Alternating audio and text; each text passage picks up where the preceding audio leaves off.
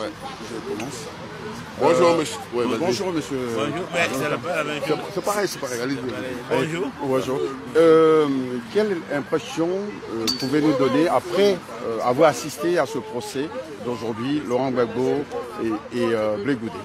Quelles sont vos impressions? L'impression, c'est que le dilatoire que l'accusation a entretenu depuis plusieurs années pour tenter de maintenir en dehors de la Côte d'Ivoire le président Gbagbo et Blé Goudé, logiquement devrait prendre fin. Parce qu'aujourd'hui, l'accusation n'a pas pu justifier, je dirais, le maintien des restrictions à la liberté totale du président Gbagbo et de Blé Goudé. Et donc, nous espérons que la Chambre d'appel mettra fin à cette situation et en prenant une décision de lever de toutes les restrictions conformément à la volonté de la défense. Quelles sont vos impressions par rapport aux arguments, l'argument des avocats de la Côte d'Ivoire? Qu'est-ce que vous en pensez? Je crois qu'ils sont venus plutôt prouver que tout ce qui est tenté à l'heure actuelle relève purement de la politique, d'une volonté politique de maintenir en dehors de la Côte d'Ivoire, en dehors du jeu politique en Côte d'Ivoire, en dehors du processus de réconciliation nationale en Côte d'Ivoire, M. Blé Goudé et le président Laurent Gbagbo. Et je crois que s'ils sont venus en fait peut-être renforcer, je dirais, la dimension politique de cette affaire et donc donner des arguments supplémentaires au plan juridique pour que le président Gbagbo et le président Blé Goudé soient mis totalement et définitivement en liberté. Est-ce que vous avez pu rencontrer le président aujourd'hui? Je l'ai rencontré. D'accord. Qu'est-ce qu'il vous a dit? Non, là, évidemment, compte tenu comme on appelle ça, du protocole, il n'y a pas possibilité de parler avec eux. Et donc, c'est à partir de samedi que je les verrai à Bruxelles. Monsieur le Président, est-ce que vous êtes déçu parce que vous venez d'Abidjan pour assister à un dénouement historique? Est-ce que vous êtes déçu du déroulé de cette audience? Je peux pas dire, je ne suis pas déçu parce que les avocats de la défense, c'est-à-dire les avocats du président Gbagbo et de Charles Blé Goudé ont été à la hauteur et ont confondu l'accusation. Ils ont été suffisamment pertinents, ils ont développé une argumentation suffisamment pertinente. Et donc, personnellement, j'ai été fier de leur prestation. Mais j'espère, puisque la Chambre va rendre sa décision dans les jours à venir, j'espère que cette décision ira dans le sens de nos attentes et mettra fin à ce mélodrame. Donc un dénouement heureux. Un dénouement heureux, c'est ce que nous attendons et nous avons bon espoir que le dénouement sera heureux. D'accord. Mais monsieur le Président, vous rentrez quand? En début de semaine prochaine. D'accord. Qu'est-ce que vous direz au parti Abidjan avec ce qui a été dit ici en Rwanda? Je leur dirais que ce drame-là est en train de prendre fin. Et que ce processus, comme toute chose, le drame que le président Gbagbo et Charles Blé Goudé vivent et que toute la Côte d'Ivoire vit à travers leur détention, que ce drame-là est arrivé au bout de sa course et que, Inch'Allah, comme disent nos frères, dans les jours, semaines à venir, nous aurons le bonheur de les retrouver, de fêter avec eux et de reprendre la lutte avec eux. Président, on a cru attendre qu'il y aura un congrès bientôt. Est-ce que vous pouvez nous en parler? Oui, un congrès unitaire. Vous savez que le processus de rassemblement d'unité du parti est en mouvement. Et aujourd'hui, ici même, j'ai rencontré beaucoup de nos camarades, comme je le dis habituellement, qui étaient dans la chambre de la côté.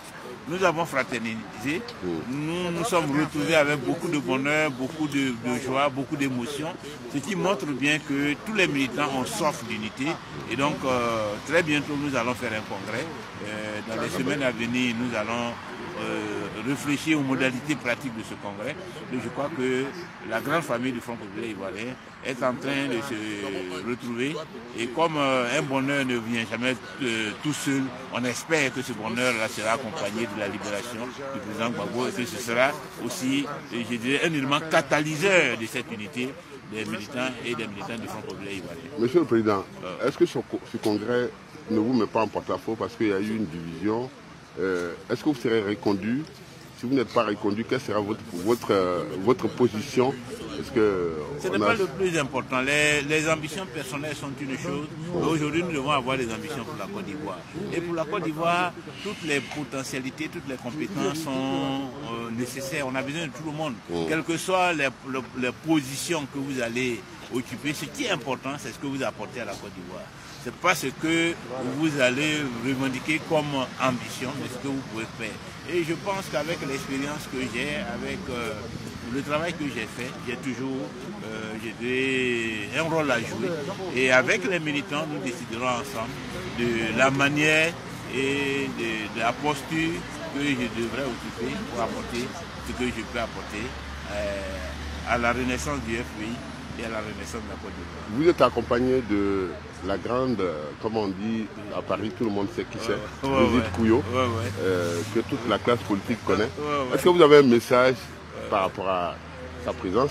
Et qu'est-ce que vous pouvez dire à côté de vous? De toute façon, Brigitte, je sais pas, il n'y a pas de mots pour décrire ce qu'elle représente. Pour moi, personnellement, en tant que président du parti, dans le combat politique que j'ai mené, mais pour le FPI aussi, c'est une femme de valeur, une femme de conviction, une femme qui a tout donné au Front populaire ivoirien, qui est restée fidèle et loyale au Front populaire ivoirien. Dans les moments de difficulté, elle a connu beaucoup de moments de difficulté.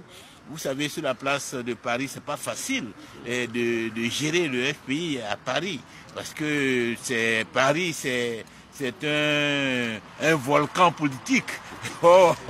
Elle a tenu, elle le tient, et vraiment, je voudrais vraiment la féliciter, lui rendre hommage, et lui souhaiter une grande carrière politique. Pour le moment, elle est à Paris, mais j'espère que très bientôt, quand nous allons revenir au pouvoir, elle pourra faire valoir ses compétences à Abidjan pour aider la Côte d'Ivoire à se reconstruire. Brigitte, on dit quand le chef est là, je vais te donner plus. Quand le chef est là, le genou ne porte pas le chapeau. Brigitte, quand la tête est là, le genou ne porte pas le chapeau.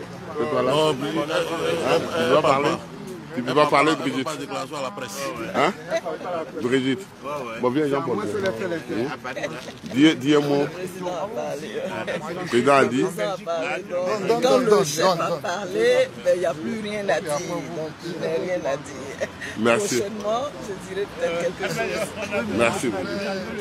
Alors, comme je disais, nous sommes devant la haie. Attends, président. C'est pas fini.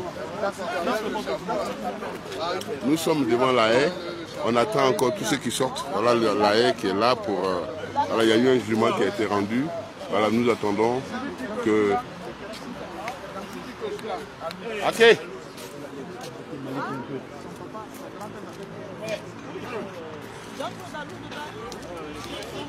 Alors, nous avons Akeraïm, l'homme de Nyang System, l'homme de Nyang System, celui qui a créé aussi un mouvement qui s'appelle TPNP. Bonjour monsieur, voilà. Bonjour monsieur Serge Loba. Le nom d'artiste est Akeraïm.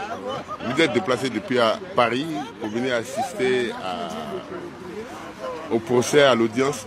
Quel est votre sentiment? Bonjour, merci de la tribune. Parle un peu fort. Oui, bonjour. Donc mon sentiment, il est qu'on est, je pense, sur une bonne voie concernant l'issue de ce procès. Donc voilà, je pense que toutes les parties ont apporté leurs arguments. Et maintenant, c'est tout le reste. Pour ce qui me concerne, je pense que c'est de l'ordre de l'arbitraire. Ouais. Voilà. Sinon, le droit a été dit, le droit est en train de se dire. Ouais. Et on espère qu'il y aura une issue favorable pour nos deux leaders. Vous pouvez nous parler un peu de TPLP, s'il vous plaît? TPLP, alors TPLP, c'est un mouvement citoyen, c'est un groupe de réflexion. Voilà, qui permet de mettre le citoyen au cœur de la vie politique. Donc voilà, nous sommes basés à Paris. On a du monde aussi au niveau d'Abidjan, en Côte d'Ivoire, et aussi dans les pays de la sous-région. Donc c'est un mouvement transpartisan qui réfléchit et qui va poser des actions d'ordre culturel, économique et social afin de valoriser le peuple africain. Voilà. Merci encore, monsieur Akaraïm Serge Loba, vous qui êtes venu depuis Paris avec toute la Côte d'Ivoire qui était là. On est venu de partout pour soutenir Laurent Gbagbo et Charles Blé Goudé. Donc on espère qu'il y aura une suite favorable pour la réconciliation en Côte d'Ivoire. Merci. Et je continue parce qu'il y a le ministre qui est là. Je vais le voir. La voix de la diaspora. Venez, monsieur le ministre. Oui, bonjour, monsieur le ministre. Pour la voix de la diaspora, on vient d'assister à une audience.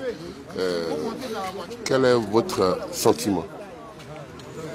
Écoutez, on a tous écouté, on a tous assisté pendant toute cette journée. Les différentes parties se prononcer. Qu'il s'agisse de l'accusation, des avocats des victimes, l'avocat du président de Michel Blé Goudé. Je pense qu'il y a des raisons d'être optimiste. Et je pense que je fais confiance à la justice, je fais confiance aux juges pour dire le droit. Et dire le droit, ce sera réellement rendre justice au président Laurent Gbagbo et au ministre Charles Blé Goudé qui ont été acquittés. Et je pense que c'est tout à fait normal qu'on s'attend à une libération totale avec le retour en Côte d'Ivoire pour le bonheur des Ivoiriens. Parce que je pense qu'il est extrêmement important que le président qu'on rentre au pays pour booster la réconciliation parce qu'il est un élément indispensable. Est-ce que vous êtes déçu de ce qui a été dit cet après-midi? Est-ce que vous êtes déçu? Quel est votre sentiment? Est-ce que vous êtes déçu ou vous êtes confiant pour la suite? Je suis confiant. Je suis de nature optimiste et je suis confiant. Merci, monsieur le ministre. Alors, c'était Augustin Lobé de la Voix de la Diaspora. Nous étions à La Haye. On a terminé avec tout le monde. À très bientôt. Merci.